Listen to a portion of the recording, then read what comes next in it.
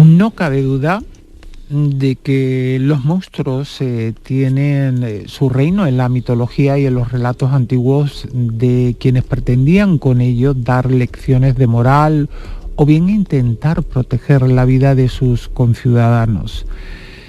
Pero estos seres también aparecen en algunos textos de la Biblia que supuestamente no tendrían por qué hablar de ellos, supuestamente. A continuación te vamos a descubrir algunos de estos seres terroríficos.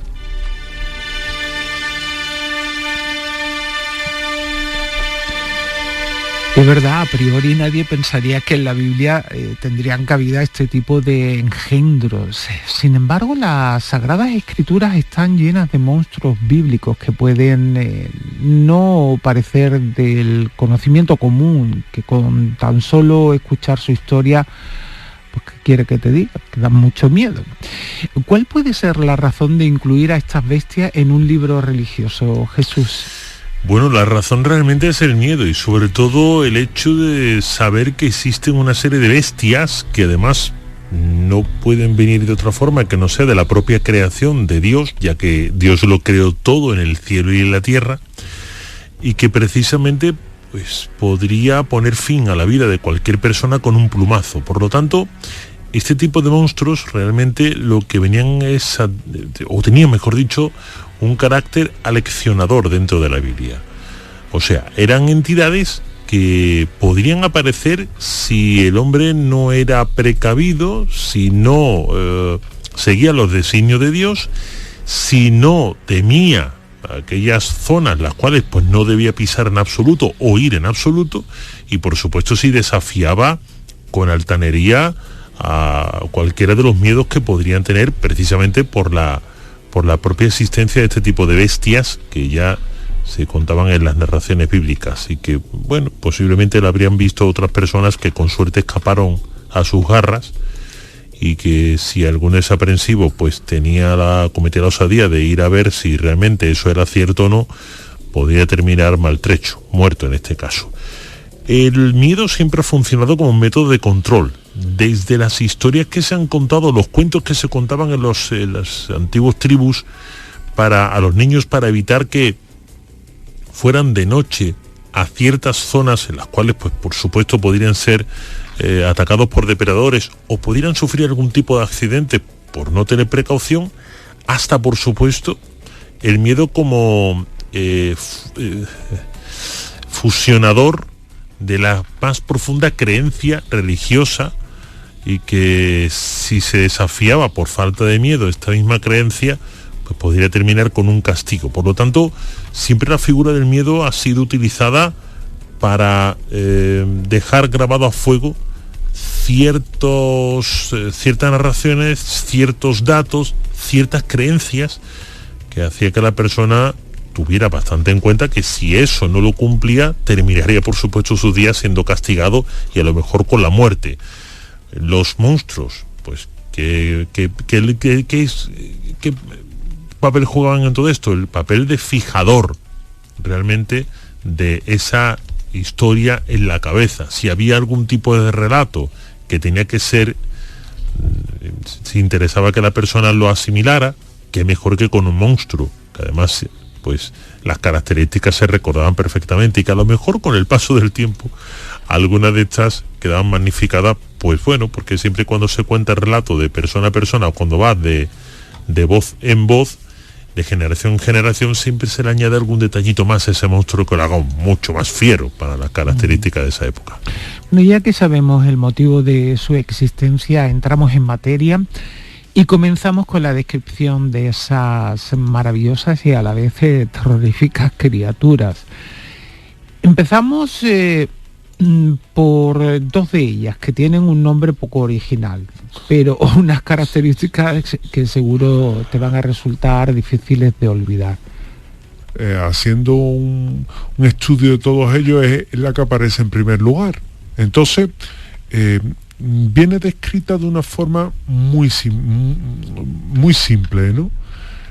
Era un monstruo que tenía 7 cabezas, 10 cuernos, que surgía del agua, del océano, que tenía apariencia de oso con boca de león, que tenía patas de buey, cuerpo de leopardo y una apariencia general de león. Esto es terrible, esto es, bueno, si le pones 2 alas casi que ya empezamos a ver monstruos más mitológicos que entroncan más con mitologías, ¿verdad?, de otras latitudes, pero todo eso tenía este ser que, bueno, es tan temible, tan terrorífico. Y los teólogos de la Biblia decían que realmente esa bestia, esa primera bestia, simboliza a todos los representantes de las iglesias. Todos los representantes de las iglesias, ¿sí? Atentos. Después, el Papa o el Emperador, en el siglo I, que también verían una referencia a ello. Por tanto, bueno, cuanto antes nos pedían que cómo se llamaba esa bestia que surgía del agua, que tenía 7 cabezas, cuerpo de leopardo, pues se llama la primera bestia, querido oyente. Y luego nos encontramos con la segunda bestia, que sigue un poco lo que marca la primera, pero no es una bestia acuática, sino que es una bestia de tierra. Cuentan cómo era una criatura temible que tenía 2 cuernos, que se dice que rugía y tenía el habla de un león, y que además de todo ello, si ya no fuera suficiente con esto, pues nos encontramos que además tenía la capacidad de engañar a las personas y crear ficciones de los milagros. Es decir, te podía engañar incluso con cosas que se podían entender como casi milagroso, como casi santo, ¿verdad? De esa forma hay diversas interpretaciones sobre ella. Se dicen que lo que trataba era de introducir a las personas el concepto de la primera bestia, alimentando pues consignas que tienen que ver con el terror, con el miedo, y que de alguna forma, bueno, pues se ven representadas en esta primera bestia y en esta segunda bestia, que, como bien has indicado, Pilar, no tienen nombre y que reciben esa denominación genérica. No es de extrañar encontrar alguna de estas bestias en el Apocalipsis, donde también hallamos alguna que otra criatura aterradora. Por ejemplo, las langostas de Abadón, que aparecen en varias ocasiones, pero cuyas características físicas son bastante más terroríficas que las de los insectos que tantos problemas pueden traer a las cosechas. Jesús, ¿cómo la describen en este libro bíblico? Bueno, el famoso Apocalipsis, el cual, pues, como se describen tantísimos avatares negativos para el ser humano, todos ellos tienen que estar explicados, por supuesto, con una fuerza sobrehumana y con un carácter negativo, que mejor que con una gran bestia. Y en este caso hay que empezar por describir a Abadón, porque Abadón es conocido como el anticristo. Fijaos, hemos estado hablando antes del anticristo y resulta que Abadón podría ser un anticristo, uno de los anticristos, o bien un ángel del abismo, o lo que es lo mismo, un demonio, para que nos entendamos. Y este reinará sobre las langostas que van a devastar próximamente a la humanidad. No las que ya están devastando, que de por sí ya son bastante negativas, sino estas son peores. ¿Por qué digo que son peores? Porque se describen como unos seres que van entre ese insecto, la langosta, y un caballo. Tiene, en este caso, colas dolorosas, parecidas a los escorpiones. Su rostro es como el de los hombres.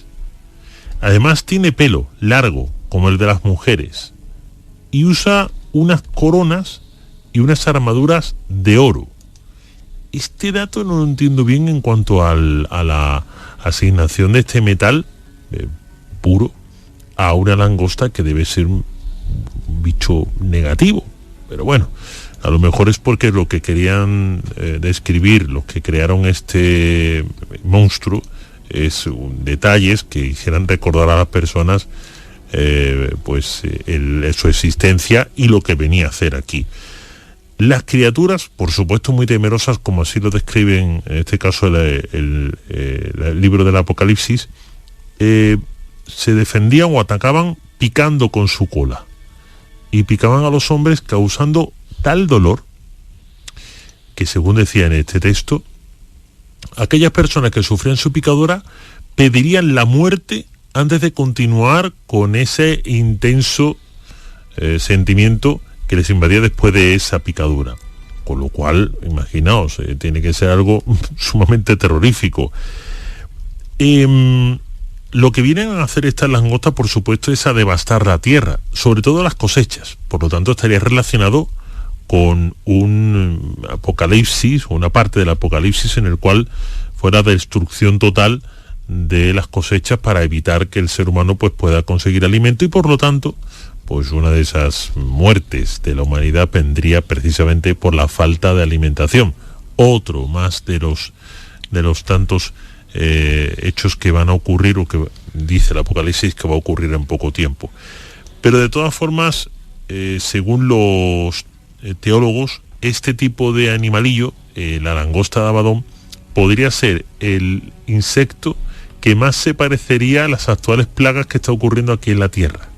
Y por lo tanto, aunque monstruo bíblico, podría ser incluso un monstruo actual, y a lo mejor en este caso, con este en concreto, la Biblia no falló mucho a la hora de describirlo y a la hora de decir que, por supuesto, campará sus hachas por la tierra, y lo que terminará será con las simientes y con la comida para el ser humano. La siguiente sí es más conocida, porque incluso aparece en otros relatos que no son religiosos, sino que hablan sobre diversos animales míticos existentes en el mundo. En este caso, este ser habita en los mares y su presencia es mortal para los marineros que se la tropiezan. El Leviatán. ¿Cómo lo describen en la Biblia? ¿No? ¿El Leviatán no es el nombre que se le da al diablo? ¿También? Sí, también. Lo que pasa es que este en concreto es aquel que viene, tú lo indicabas, aquel que viene del mar. Siempre en las leyendas y en las historias que cuentan sobre la mar, los marineros, aquellos que trabajan en el duro oficio, ¿verdad? Pues siempre temían o al pulpo gigante, ¿verdad? O temían al monstruo que tenía unas temibles ventosas, que bueno, luego se le identificó con el calamar gigante, que luego también es verdad que hemos descubierto que ni tanto ni tampoco, ¿no? Que no son así realmente, y que eran monstruos que no existían, pero que sí es verdad que ellos identificaban con algo que estaba llamado a ocasionarle incluso la muerte. Pero el Leviatán bíblico va más allá. El Leviatán bíblico es peor. De hecho, hay películas que ya narran incluso una bestia que surge del mar y que le ponen Leviatán, ¿verdad? Y este en concreto, bueno, pues era un monstruo que era insistente, era tenaz. Se trata de una especie de ballena que ha sido objeto de muchísimas interpretaciones a lo largo de este tiempo. La primera interpretación que se le da es la de un monstruo maligno, maléfico, que tiene un efecto negativo, un efecto mortal sobre aquellos quien se encuentra, y la segunda incluso es un poco más fuerte porque se le ha asociado a Satanás. Leviatán era un poquito la mascota de Satanás, y claro, como mascota de Satanás, pues evidentemente este no comía huesitos ni pienso, te comía personas y barcos, ¿no? Que claro, era la mascota del propio Satanás. Así, algunos especulan que este monstruo pues derivaría de una referencia que hizo anteriormente Jesús y que se trata de los antiguos mitos babilónicos que nos hablan de las bestias de la creación. Y ahí es donde Baal o Hadad lucha contra una criatura marina que tenía 7 cabezas. Y ahí se especula que el Leviatán realmente es un símbolo de la humanidad que está en lucha o que está en oposición contra Dios. Y bueno, no es más literal que los animales que por ejemplo menciona en el libro de Daniel, pero que sí es verdad que se le ha dotado de esa fiereza, de lo terrible que puede ser lo desconocido. Y Leviatán, junto con la primera bestia, que es el nombre de la primera bestia de la que hemos hablado, pues se ha denominado como uno de los monstruos marinos más temibles que aparecen en la Biblia, por ser precisamente aquellos que dominaban el mar y que, según lo que cuentan las escrituras, pues eran realmente seres creados precisamente para ese dominio y no permitir que nadie lograra usurpar o usurpase pues lo que era esa posición de privilegio y de poder que tenían, ya no solo con respecto a las aguas, sino a cualquiera que se atreviera a surcarlas o a navegarlas. La Biblia, al igual que muchos libros religiosos, judíos y cristianos, se refiere a los Nephilim como gigantes o titanes que viven en la tierra, pero no hay un consenso sobre su bondad o maldad, aunque la mayoría de estudiosos de la Biblia aseguran que son seres terribles. ¿Qué nos puedes contar sobre ellos? Bueno, tanto judíos como cristianos se refieren a los Nefilim como gigantes o titanes que vivían en la tierra. A partir de aquí hay una cierta diatriba, como tú bien decías. No se ponen de acuerdo los expertos sobre si este ser es benigno o maligno. No se ponen de acuerdo. De hecho, debería de otorgársele, por el término Nefilim, que se usó para describir las primeras parejas celestiales más hermosas, los descendientes de los hijos de Dios o las hijas del hombre, y solamente tiene un carácter negativo si nos atenemos a que en la Biblia algunos de estos Nefilim, pues que eran ángeles, descendieron a la tierra y pues cometieron el pecado de cohabitar con la mujer del hombre para tener estos Nefilim, estos gigantes. Por lo tanto, procederían los gigantes de un pecado que cometerían los ángeles como padres con las mujeres de los hombres como madres. Claro, aquí llega el problema. Vamos a ver. Aunque cometieran el pecado, los ángeles no dejan de ser ángeles. Y por lo tanto los descendientes podrían ser seres semiangelicales o semidioses. Y esto lo podríamos, por supuesto, entroncar y sumar a gran parte de los panteones religiosos de culturas como la romana o la griega, que tenían esos dioses y esos semidioses, y a lo mejor, pues quién sabe si el cristianismo absorbió gran parte de ese panteón para justificar así la existencia de estos Nefilim. No sé, con eso, ¿cómo te concentras en una cosa tan seria como esta? En fin, bueno, la verdad que no hay consenso. Lo que es cierto es que los Nefilim, esos hijos de Dios o hijos de los ángeles, como también hijos de Dios a su vez, y que su nombre podría significar descendientes de Dios, no deberían ser malignos, salvo porque algunos teólogos aseguran que esta transcripción o traducción no es correcta. Y Nefilim significaría hijos o descendientes del diablo, y aquí donde se le da la característica de monstruo. Obviamente, si los Nefilim, por muy gigantes que fueran, por muy hijos de los ángeles que fueran, desciende de los demonios directamente, pues obviamente estamos hablando de un carácter bastante negativo. Y ahí es donde ya se le asigna en este caso la etiqueta de ser maligno. ¿Qué es lo que hace este Nefilim? Pues lo suficiente como ser gigante y pues poder matar de un simple puñetazo a varias personas, en fin, y de cegar, por supuesto, la vida de la tierra, porque estos Nefilim no dejarían de atosigar al ser humano como seres superiores que son, o que se sienten frente a los inferiores humanos pequeñitos, debido a su altura, que lo podían someter a como ellos quisieran. Así que sí, podemos otorgarle ese carácter negativo, porque además es necesario otorgárselo si se quiere justificar, por lo tanto, el hecho de que los Nefilim puedan ser hijos del pecado entre los ángeles y las mujeres del hombre. La primera bestia, por ejemplo, es la visión de un león. Un león poseedor de alas de águila, y es una bestia que se asociaba con Babilonia, típico glifo, ¿verdad? Babilonia, que Babilonia decían que era la gran ramera, le decían, ¿verdad? Sí.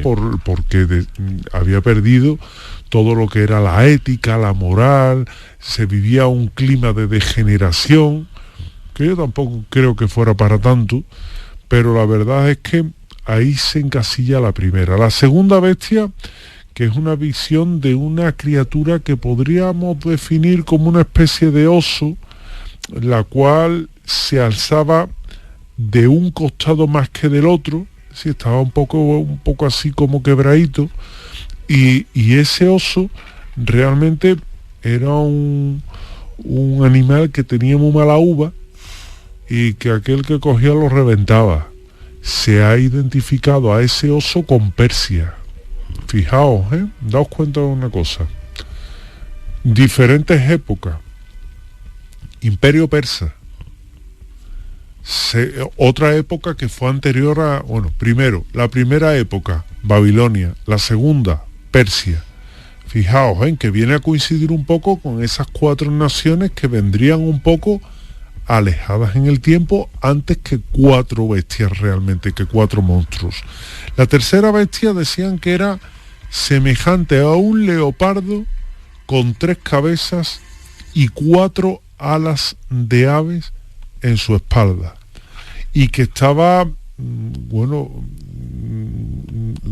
era capaz de moverse a una velocidad inimaginable, y que estaba asociado a Grecia. Y Grecia, mira tú por dónde, también fue una gran cultura. Uh-huh. Y la cuarta, que es la última, bueno, ya os podéis imaginar a dónde me voy a ir. Si he hablado de Babilonia, he hablado de Persia, he hablado de Grecia, ¿de quién me queda? Pues Roma. Me toca hablar de Roma. Uh-huh. Y Roma la describe como una criatura que es diferente a las anteriores, espantosa, terrible, que golpearía al mundo, y que evidentemente es una referencia al imperio que realmente golpeó toda Europa. Seguimos escudriñando en las criaturas de la Biblia y en el libro del Apocalipsis, donde se menciona como monstruos bíblicos a este épico ejército de 200 jinetes, los cuales no deben confundirse con los famosos 4 del Apocalipsis, que simbolizan la muerte, la guerra, el hambre y la peste, que por cierto mañana hablaremos de ellos. Uh-huh. ¿Qué cuenta este texto sobre los 200? Bueno, sería un poco ese ejército que vendría a esquilmar como una especie de predecesor precisamente de esos 4 jinetes del Apocalipsis. Serían 200 jinetes que tendrían pues unas características, la Biblia lo describe, en este caso el libro del Apocalipsis, como criaturas con cabezas de león y una cola de serpiente. Se menciona que esa forma escupen fuego, humo y azufre por sus bocas, y serán las responsables de la muerte de 1/3 de las personas de la humanidad el día del juicio final. Decía José Manuel antes, haciendo una descripción de esas 4 bestias, que claro, se podría describir un carro de combate, porque Yo me atrevería a jugar con el oyente a un ejercicio. Pensemos yo también quiero jugar. Pensemos en seamos por un momento un personaje de pues un milenio, 2 milenios antes de Cristo, que se queda dormido y empieza a tener una visión de la guerra de Ucrania en la actualidad, Ucrania y Rusia. Se despierta y claro, ¿cómo describiría esa persona los carros de combate? Podrían ser perfectamente, al ser verdes, unos dragones que rugen como leones y por cuya boca escupen fuego. Y ese fuego al final termina por destruir a una gran cantidad de personas y de pueblos. Se puede describir perfectamente así un carro de combate. Totalmente. Estoy hablando de 1000, 2000 años antes de Cristo, teniendo en cuenta lo que había, lo que se veía, que no había cañones. Y no había... la imaginación de aquellas personas, que no era precisamente la más grande. Por supuesto. Pues en este caso, oye, si nos atenemos a lo que dice este ejército de 200 jinetes, que tienen una especie como de cabeza de león y cola de serpiente, y que además escupen fuego, humo y azufre por sus bocas, quizá yo tenía una cierta similitud pensando en que podrían ser perfectamente misiles. También. Los cuales pues tienen una cabeza nuclear en este caso, y si son los nucleares, claro, una cabeza en este caso, en cualquier caso destructiva, da igual que sean nucleares que no lo sean. Y con esa cola de serpiente, que podría describir perfectamente la cola que deja un cohete, un misil, cuando despega del lugar donde tiene que despegar, y que al final pues termina por la destrucción, por ser la muerte, la responsable de la muerte de 1/3 de la humanidad el día del juicio final. Muchos misiles balísticos nucleares, si se lanzan, podrían acabar con más de 1/3 de la humanidad el día de que se puede considerar juicio final. A lo mejor estas bestias, en aquel momento, pues quedaba muy bien, pues esa descripción como animales, porque era lo que los animales salvajes eran lo que teníamos más a mano para poder terminar con nuestra vida si caíamos en sus garras.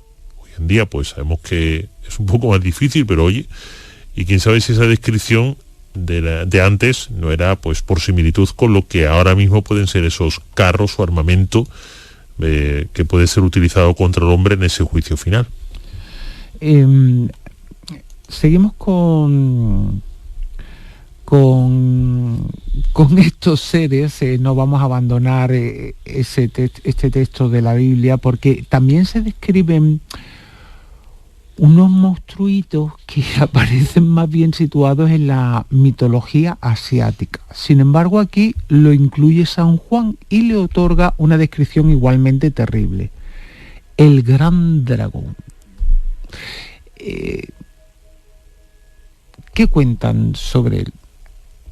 La asiática me da a mí de vez en cuando un dolor y me deja también me deja doblado, pero eso a ti también te da de vez en cuando. En la izquierda, sí, la parte izquierda me da de vez en cuando. Y a mí me deja doblado, pero bueno, independientemente de eso, que son ya problemas de uno. Sí es verdad que, claro, cuando vamos buscando lo que son este tipo de criaturas en la Biblia, realmente decía mi madre que el que busca halla, ¿no? No se perdía algo en casa, decía, tú no te preocupes que el que busca halla. Seguro. Pues si te pones a buscar totalmente, si te pones a buscar, hombre, también le puedes amarrar San Cucufato y el pobre se tiene que estar acordando de todo el mundo. Pero sí es verdad que eso merece una entrevista, y una caja no lo tiene. Sí.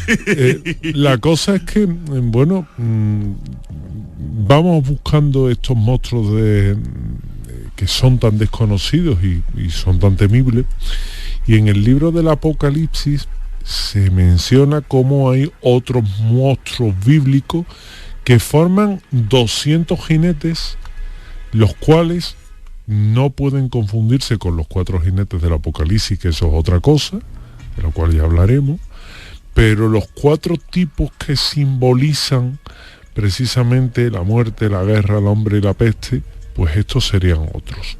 Estos 2 centenares de jinetes se describen en la Biblia como criaturas con cabeza de león. Atentos, ¿eh? Y serpientes que tenían por cola. Con lo cual, bueno, pues cuando uno ve eso, o estás viendo el anillo este de, ¿cómo se llamaba esa película? El Señor de los Anillos, ¿verdad? Estás viendo a los de Sauron y toda esa gente, o algo está ocurriendo. Y se menciona de una forma en la que dicen que escupen fuego, humo y azufre por la boca. Por lo tanto, se les relaciona con ¿qué? Con el infierno, ¿verdad? Y luego en las escrituras también dicen que serán los responsables de la muerte de 1/3 de la humanidad el día del juicio final. O sea que estos 200 jinetes piano, porque son cuando menos temibles. Hay más monstruos bíblicos que tienen claros lazos con otros mitos y que quizás muestra esa nítida absorción del cristianismo de otras culturas mitológicas, como por ejemplo los unicornios.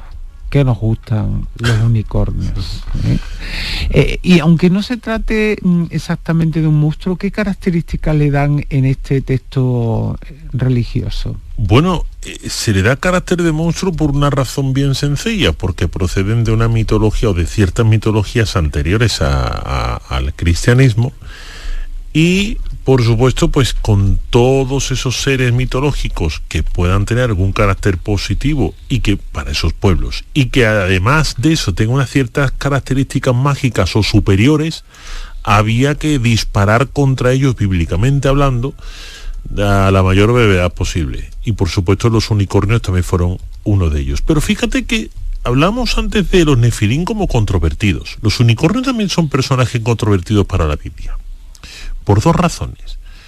Porque posiblemente las Sagradas Escrituras no aparecen. Solo fue un error de traducción de algunos términos, y que por supuesto pues no tenemos una contraprestación. O sea, nadie ha dicho, oye, esto es un error de traducción. Bueno, ¿qué quisieron decir? No lo sabemos. A lo mejor nos estamos perdiendo un monstruo bíblico precisamente por no saber cuál era la traducción verdadera, la correcta de esos unicornios. Pero el tema es que hay algunos vidrios o unas vidrieras de algunos templos religiosos en los cuales aparecen unicornios. Y estamos hablando de vidrieras que tienen pues algunos años atrás. Algunos de ellos son quizás de la Baja Edad Media, incluso del Renacimiento. ¿Qué pinta entonces un unicornio en una vidriera en una iglesia? ¿Qué pinta? Sobre todo cuando en la parte superior pues lo que está representado es el mismísimo Cristo, pues con su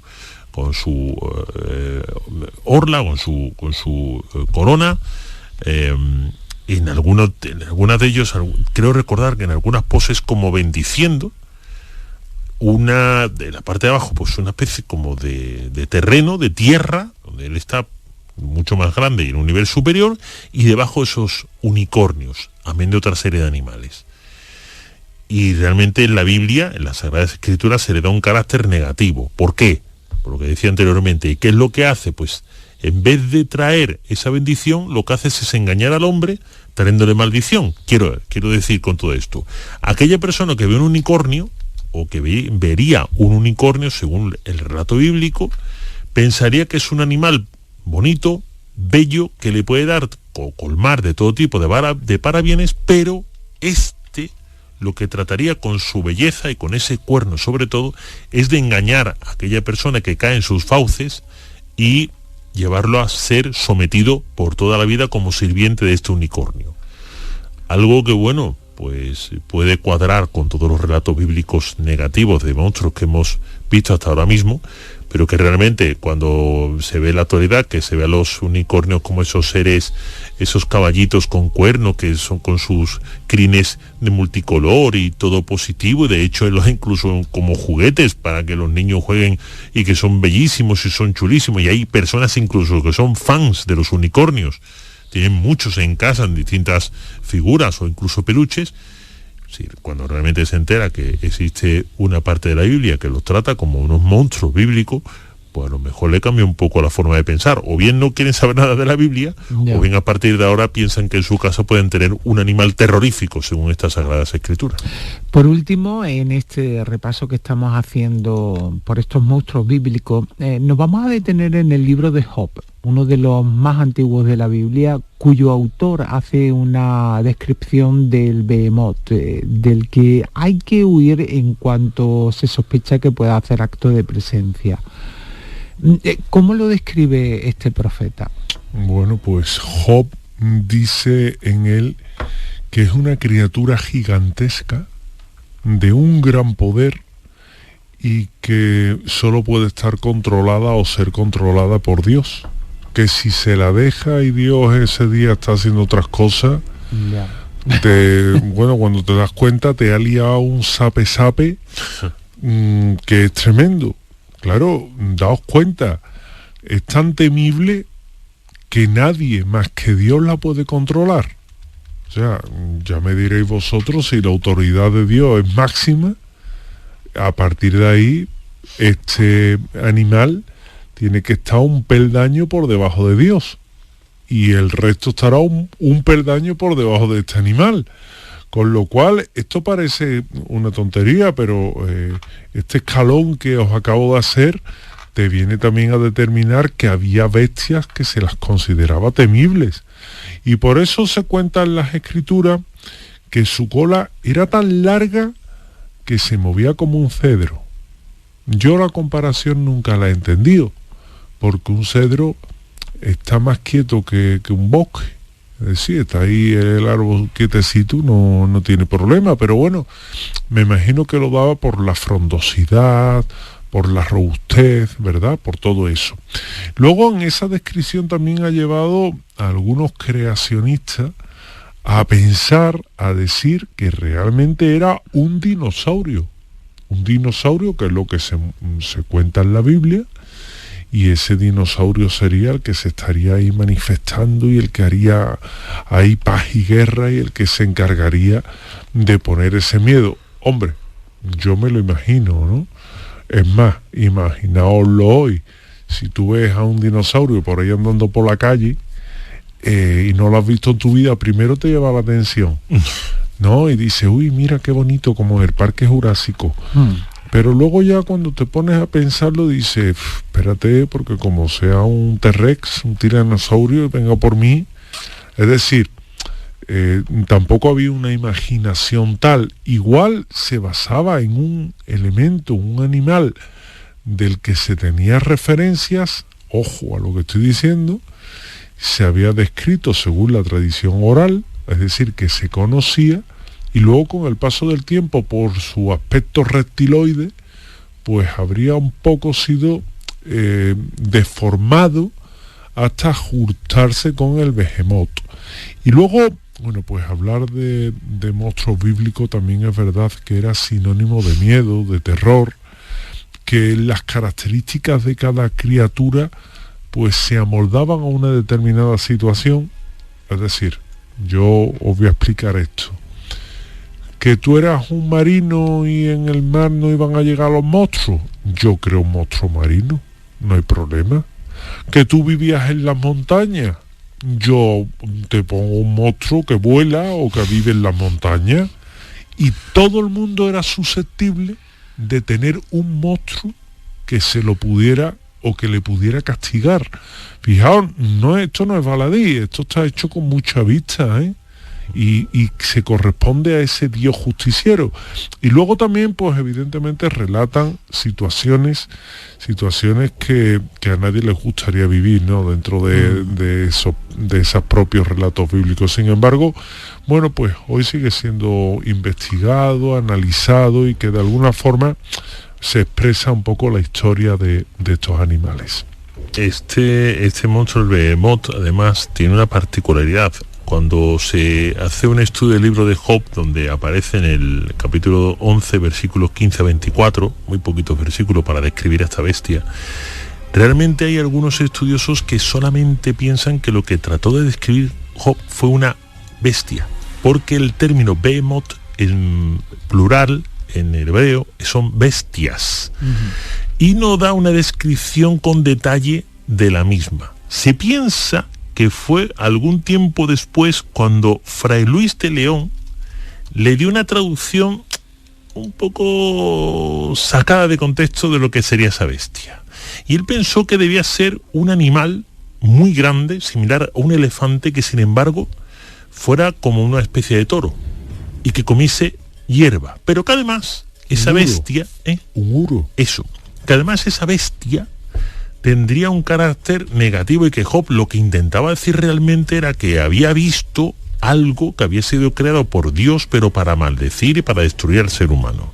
Pero como decimos, esto es el propio Fray Luis de León, de una traducción, una interpretación posterior de este texto, ya que en el primero, en el original, Job no describe a este animal, sino que habla de una bestia que se interpuso en su camino y que él decía que podría ser Dios el que se la puso para asustarlo y que fuera atrás en sus pasos para evitar que llegase a esa campaña que él tenía que emprender, y que a lo mejor no le era muy positiva. Así que, fijaos.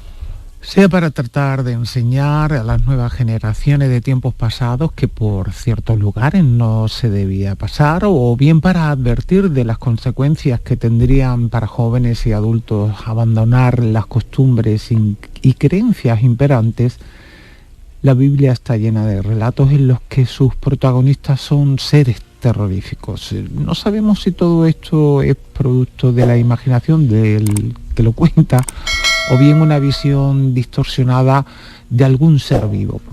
Pero por si acaso, mejor nos alejamos de ciertos lugares y personajes, no vaya a ser que nos encontremos con alguno de los seres descritos.